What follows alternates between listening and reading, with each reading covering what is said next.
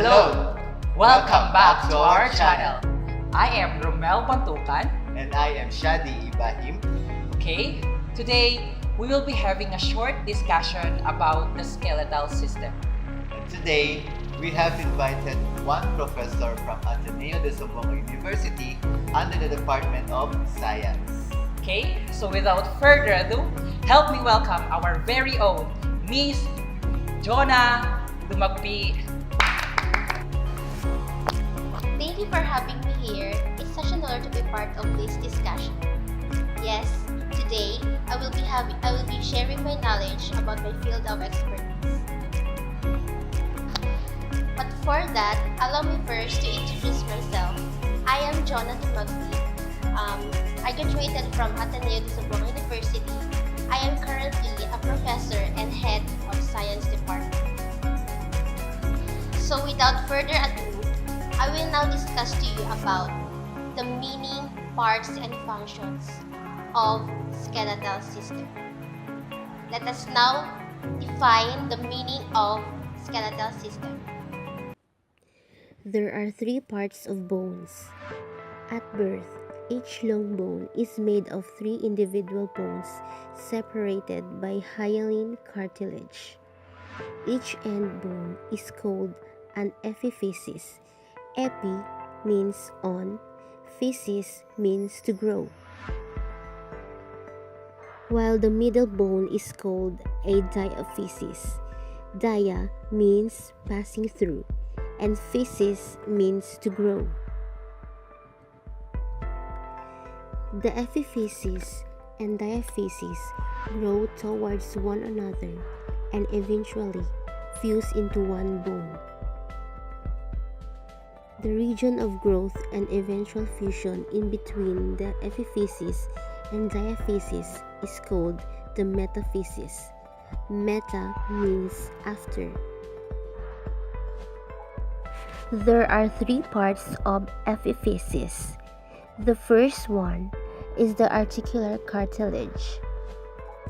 The articular cartilage is the smooth, white tissue that covers the ends of bones where they can come together to form joints. Healthy cartilage in our joints makes it easier to move. It allows the bones to glide over each other with very little friction. Articular cartilage can be damaged by injury or normal wear and tear. The second one is the epiphyseal plate. The epiphyseal plate is a hyaline cartilage plate in the metaphysis at each end of a long bone. The plate is found in children and adolescents. In adults who have stopped growing, the plate is replaced by an epiphyseal line. Spongy bone is usually located at the ends of the long bones, with the harder compact bone surrounding it. Meanwhile, there are four parts of diaphysis. First is the medullary cavity. The medullary cavity is an central cavity of a bone shafts where red bone marrow and or yellow bone marrow is stored. Hence, the medullary cavity is also known as the marrow cavity. The second one is the nutrient foramen. All bones possess larger or smaller foramina for the entrance of blood vessels. These are known as the nutrient foramina and are particularly large in the shafts of the larger long bones, where they lead into a nutrient canal which extends into the medullary cavity. The third one is the endosteum. The endosteum is a thin vascular membrane of connective tissue that lines the inner surface of the bony tissue that forms the medullary cavity of a long bones. This endosteal surface is usually resorbed during long periods of malnutrition, resulting in less cortical thickness. And the fourth one is the periosteum. Periosteum is a membrane that covers the outer surface of all bones, except at the joints of long bones. Endosteum lines the inner surface of the medullary cavity of all long bones. Appendicular skeleton. The appendicular skeleton is composed of the bones of the upper limbs, which function to grasp and manipulate objects, and the lower limbs, which permit locomotion. It also includes the pectoral girdle or shoulder girdle that attaches the upper limbs to the body, and the pelvic girdle that attaches the lower limbs to the body. The pectoral girdle. The pectoral girdle bones provide the points of attachment of the upper limbs to the axial skeleton. The human pectoral girdle consists of the clavicle or collarbone in the anterior and the scapula or shoulder blades in the posterior. The clavicles are S-shaped bones that position the arms on the body. The clavicles lie horizontally across the front of the thorax or chest, just above the first rib. These bones are fairly fragile and are susceptible to fractures. For example, a fall with the arms outstretched causes the force to be transmitted to the clavicles, which can break if the force is excessive. The clavicle articulates with the sternum and the scapula. The scapulae are flat, triangular bones that are located at the back of the pectoral girdle. They support the muscles crossing the shoulder joint. A ridge, called the spine, runs across the back of the scapula and can easily be felt through the skin. The spine of the scapula is a good example of a bony protrusion that facilitates a broad area of attachment for muscles to bone. The upper limb. The upper limb contains 30 bones in 3 regions: the arm, shoulder to elbow, the forearm, ulna and radius, and the wrists and hand. An articulation is any place at which 2 bones are joined. The humerus is the largest and longest bone of the upper limb and the only bone of the arm. It articulates with the scapula at the shoulder and with the forearm at the elbow. The forearm extends from the elbow to the wrist and consists of 2 bones, the ulna and the radius. The radius is located along the lateral side of the forearm and articulates with the humerus at the elbow. The ulna is located on the medial aspect of the forearm. It is longer than the radius. The ulna articulates with the humerus at the elbow.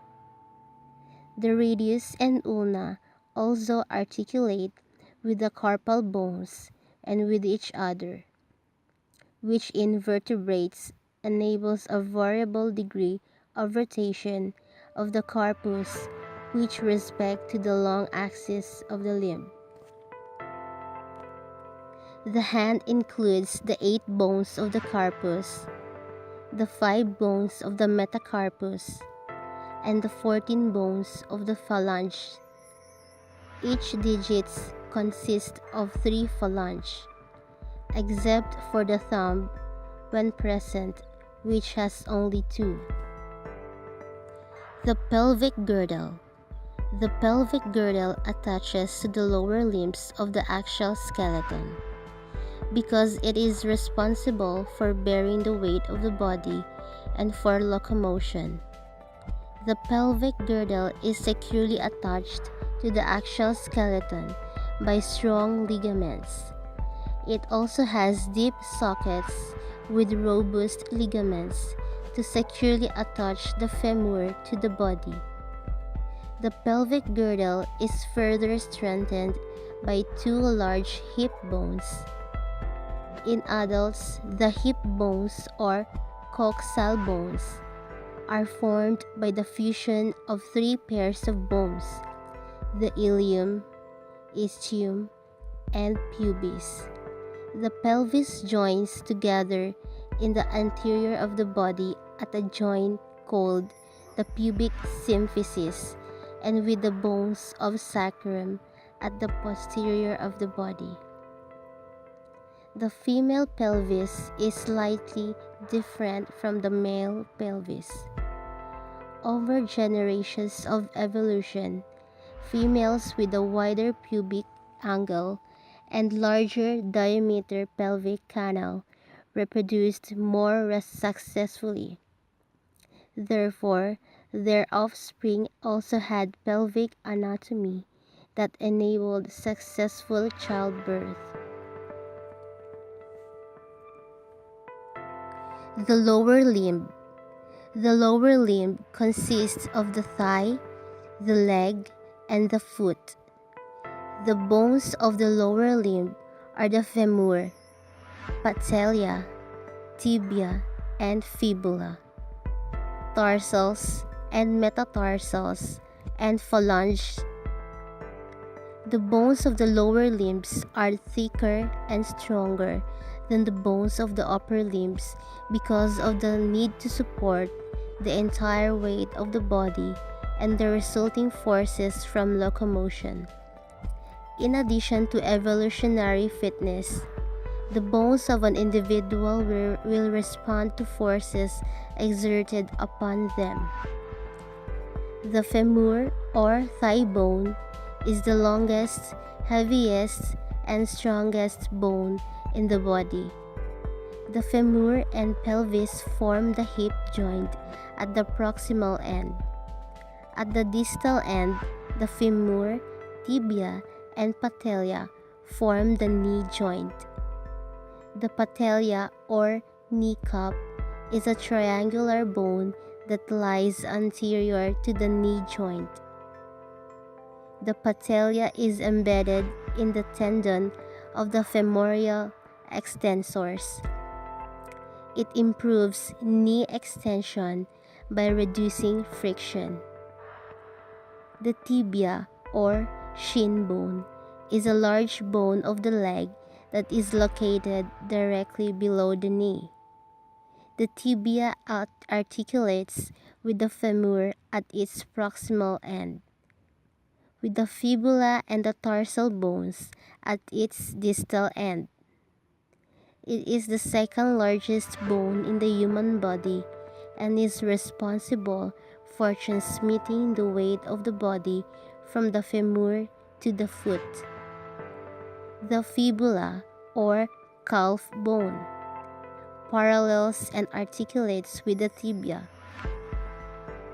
It does not articulate with the femur and does not bear weight. The fibula acts as a site of muscle attachment and forms the lateral part of the ankle joint. The tarsals are the 7 bones of the ankle. The ankle transmits the weight of the body from the tibia and the fibula to the foot. The metatarsals are the 5 bones of the foot. The phalanges are the 14 bones of the toes. Each toe consists of 3 phalanges, except for the big toe that has only 2. Variations exist in other species. For example, the horse metacarpals and the metatarsals are oriented vertically and do not make contact with the substrate. The skeletal system in an adult body is made up of 206 individual bones. These bones are arranged into two major divisions: the axial skeleton and the appendicular skeleton. The axial skeleton is a part of the human skeletal system. The axial skeleton basically encompasses all the bones in your upper body and forms the central axis of the human skeletal system. Our axial skeleton protects our vital organs like the brain, heart, lungs, and liver. It helps in maintaining an upright back posture, forming blood cells, and storing minerals and fats. The axial skeleton runs along the body's midline axis and is made up of 80 bones in the following regions. The first part is the skull. A human skull consists of 28 different bones and is divided into two main parts called the cranium and facial bones. The second part is sternum or breastbone. This is one flat bone that anchors the ribs, and together the sternum and ribs comprise the rib cage. The third part is ribs. It contains 24 bones forming 12 pairs of ribs, which are further divided into true and false ribs. And the fourth is vertebral column. The vertebral column or spine is made up of 33 irregularly shaped bones, which are divided into 5 categories: the cervical vertebrae, the thoracic vertebrae, the lumbar vertebrae, the sacrum, and finally, the coccyx or tailbone.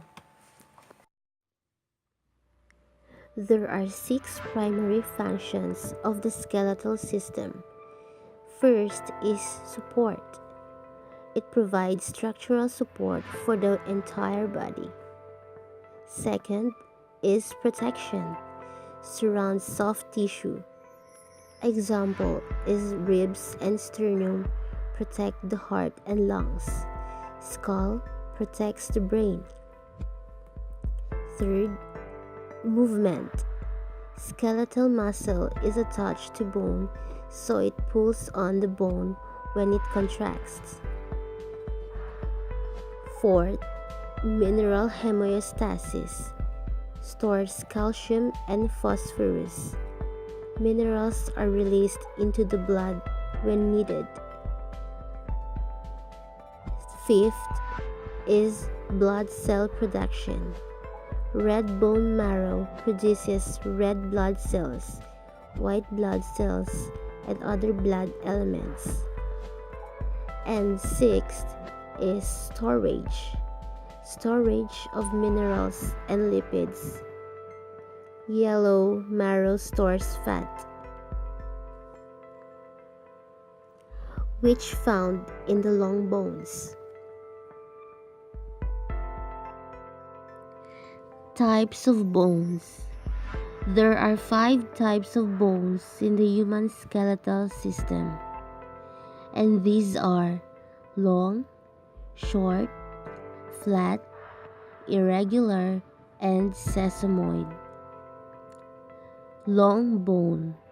It helps to facilitate movement and support the weight of the body.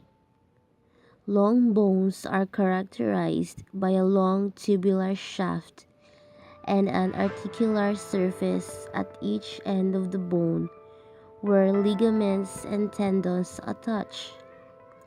These bones include the major bones of the arms and legs, such as the humerus and femur, tibia and fibula, and the radius and ulna. Short bone. helps to provide stability and movement within the ankle and wrist joints. They provide little to no movement. Short bones are roughly cube-shaped and are as long as they are wide. Examples of this type of bone include the carpals and metacarpals in the wrists and ankles. Flat bone.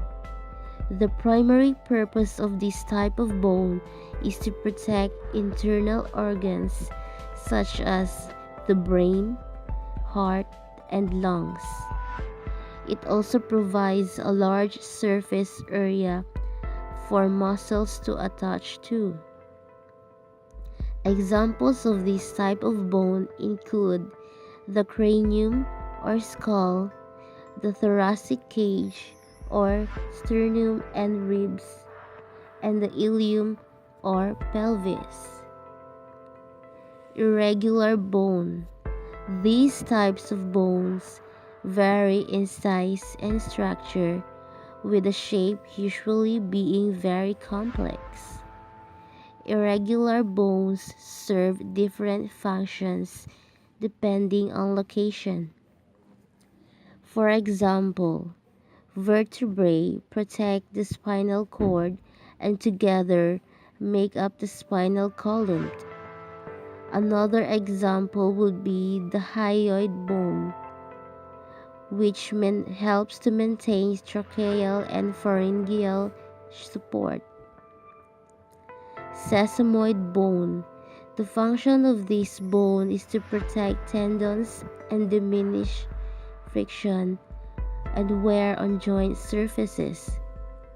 This type of bone is usually small and round and is found in the hands, feet, and knees. A common example of a sesamoid bone is the patella or kneecap. Components of the skeletal system. The skeletal system is composed of four main fibrous and mineralized connective tissues that give it firmness and flexibility. It consists of bone, cartilage, tendons, joints, and ligaments. A bone is a type of mineralized connective tissue that contains collagen and calcium phosphate, a mineral crystal. Calcium phosphate gives bone its firmness. Bone tissue may be compact or spongy. Bones provide support and protection for the body's organs.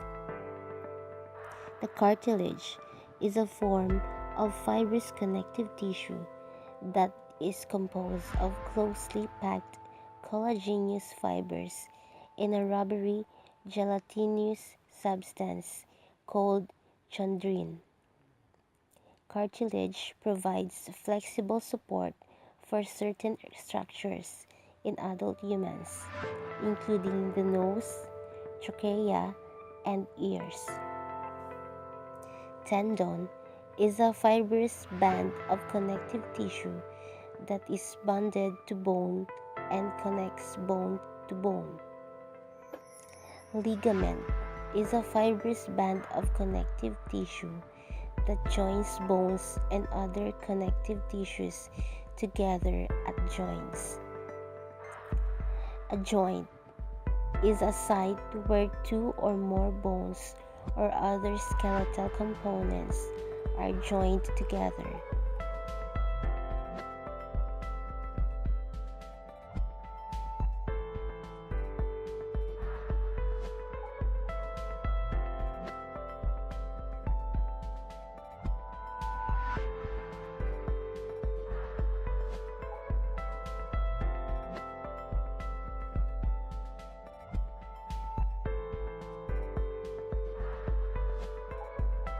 Okay, that's it.